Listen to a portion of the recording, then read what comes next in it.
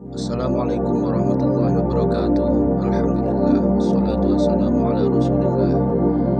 Salam ukhwah, salam seduluran. Yuk kita sama-sama ngaji bareng Gus Bah. Selamat menonton. Sehingga sebetulnya yang kita bisa jadi wali lewat hal-hal keseharian tidak bisa jadi wali karena tadi saya punya hadis, ini mudah sekali untuk Anda jadi wali, bahkan di atas wali lah.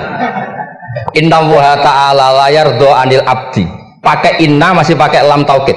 Inna wuha layar do anil abdi ayyakulal aklata fayahmadahu alaiha aw yasroba syarba fayahmadahu alaiha. Allah itu sangat ridho ada orang makan satu asupan kemudian dia muji Allah. Loh, orang tidak punya alpat itu tidak mati, tidak punya tanah ribuan hektar itu tidak mati, tapi kalau nggak makan sesuap nasi mati. Penting mana? Penting makan. Tapi gara-gara kamu tamak untuk syukur nunggu punya alpat, untuk syukur nunggu punya tanah banyak, Anda ini bodoh. Mau syukur saja syaratnya kok banyak. Jadi sebetulnya kalau kita mau jadi wali itu cukup setiap makan itu kamu syukur. Fayahmadahu alaiha aw yasroba syarba fayahmadahu alaiha.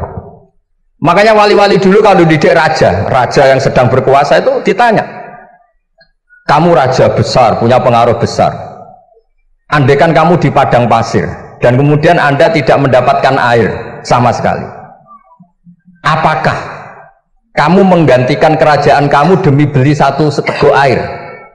Iya, akan saya beli karena saya kalau tidak minum mati. La tafroh bimulkin la yusawi jar'atamain. Kamu jangan bangga dengan sistem kekuasaan yang tidak senilai dengan seteguk air. Orang nggak jadi raja itu nggak mati, tapi kalau nggak minum mati. Terus akhirnya dosen itu tahu, wah berarti kuluwas robu itu luar biasa, Gus. Sangat luar biasa. Makan dan minum itu luar biasa. Makanya terus ada kiai mertamu mangan. Kalau tadi baru datang kon mangan, di sini ya ada mangan. Ya saya anggap aja itu proses jadi wali, ngoten wae. Jadi segampang itu jadi wali. Nah kemudian gara-gara torekoh terus jadi wali ku repot kon maca 10.000 wiridan kon opo. Kesuwen nih cara-cara kesuwen. Karena ini partai gak torekoh tadi. Dulu abahnya Mbah Maimun Mbah Zubair itu kalau disuruh wiridan lama-lama itu nggak mau. Sementing diridani pangeran, maca kok akeh-akeh. Nah, itu partainya partai ahlul ilmu. Ya partainya partai ahlul apa? Nah kemudian karena saya ini nekuni tafsir ya, itu saya kepengen ya menggerakkan supaya ilmu Quran itu menarik. Caranya apa? Cari sisi ekstrimnya. Kalau bolak-balik kenapa sih orang nggak janggal itu nggak iskal. Quran itu kan kalamu Allah. Salah lagi Quran itu kalamu Allah. Masa iya Allah yang Tuhan kemudian ngendikan iya kana budu wa iya kanas tai. Kepadamu aku menyembah. Masa Allah ngendikan gitu pada kekasihnya Nabi Muhammad? Padahal Allah itu al-ma'bud, bukan abid. Allah yang disembah, bukan yang menyembah.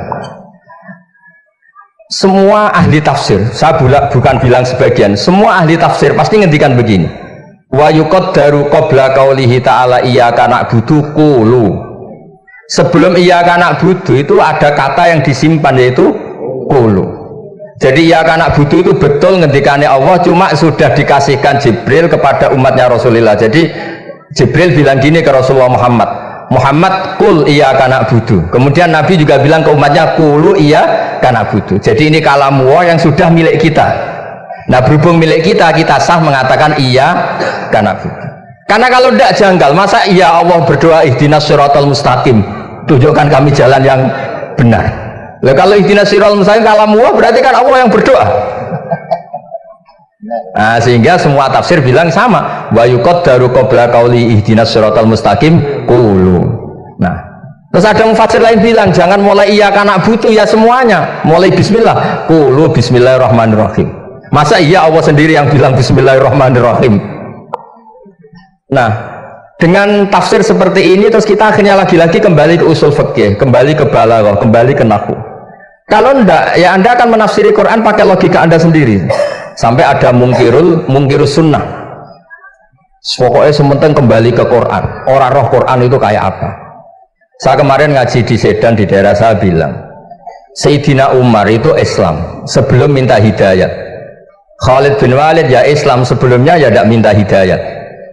Lah itu kan janggal, padahal katanya Quran itu hudal lil muttaqin, petunjuk bagi mereka yang takwa. Padahal tidak ada sabkut takwa untuk Umar. Umar tidak pernah takwa, tapi nyatanya Islam. Bahkan dia masuk ke rumahnya Zaid bin Arqam itu mau bunuh Nabi, mau nyari Nabi, bukan mau Islam. Tapi ketika dengar iparnya membaca Toha ma anzalna alikal Qur'ana litasqa, kemudian dia masuk Islam. Lalu gimana tentang hudal lil muttaqin, petunjuk bagi mereka yang takwa? Banyak ulama yang mengatakan lil muttaqin itu balaghahnya lil iktifa, lil muttaqina wa ghairihim. Jadi Quran itu petunjuk bagi yang takwa dan yang tidak takwa. Dan itu di bahasa Arab sah. Di bahasa Arab sah. Misalnya gini ya, kalau sampean punya ponakan dolan, congcong nang mangan. Ya maksudnya ya mangan mbek ngombe, mangan tok seretan mati kan. Itu kan satu paket. Saro bila taqikumul harra wal barda. Pakaian yang melindungi dari panas, di situ nggak disebut wal barda, tapi artinya juga wal barda. Karena kalau tidak diartikan lil iktifa, nanti Quran itu memberi petunjuk bagi yang sudah muttaqin, corong doang nguyai segoro, wis takwa kok. Nah ini kita butuh ahli tafsir yang al-usuli, karena itu yang menjadikan Quran punya kualitas lagi. Seolah lagi punya kualitas lagi. Kalau ndak, Quran tuh kayak biasa-biasa saja, kayak tadi kulu wasrobu, kayak dan seterusnya dan seterusnya. Jadi kalau suwun barokahnya hormat sama orang alim kados Ki Akil, Ki Siras dan tenaga keluarga mriki. Orang menghidupkan logika ilmu lagi. Jadi kalau seneng lah nah, dalam Gusmus ahli ilmu boten krono niat fakir boten. Biar sampean ngerti lah, kalau ngadepi ahlul ilmi itu pun boten level. Ahlul ilmi itu kalau punya logika itu tidak bisa dibantah. Saya beri contoh sekian contoh yang nyata yang diajarkan Rasulullah SAW. Nabi itu pernah mau dipermalukan orang karena Nabi ngendikan la adwa wala tiarata, tidak ada penyakit menular. Terus ada orang iseng kok onta yang kena kudisen itu dijejerkan yang waras ikut kena kudisen.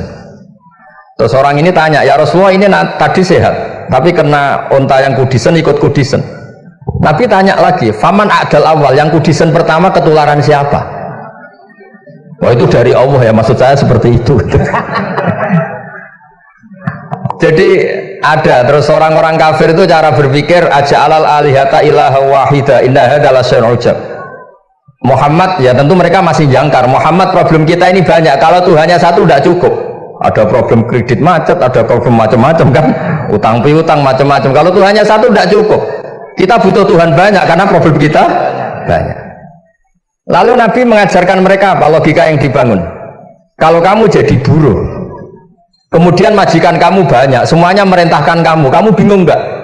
Ya bingung. Tuhan kamu itu majikan kamu, kalau banyak-banyak perintah semua kamu yang bingung. Ya sudah mat Tuhannya satu saja. Itu disebut wadorobawa masalah rojulan fihi syuraka umutasakisuna warojulan salamal lirrojul.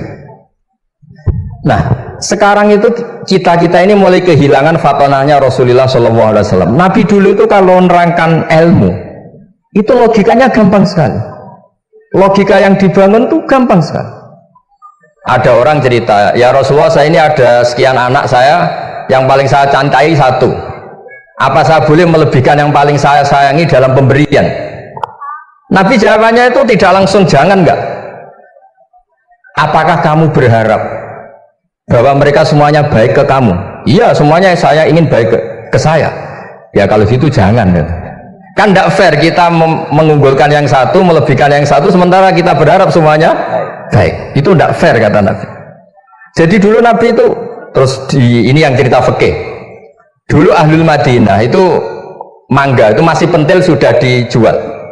Pentil dijual harganya 2 juta. Masa iya pentil harganya 2 juta? Karena dengan asumsi sudah jadi mangga.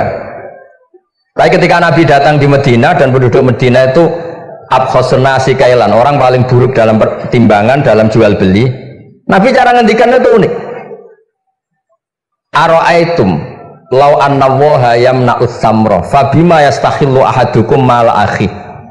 Kalau pentil ini ternyata kena angin terus kemudian tidak jadi buah, lalu kamu nerima uang 2 juta itu atas nama apa? Atas nama beli pelem, nyatanya belum jadi mangga. Mosok kalau pentil seharga 2 juta.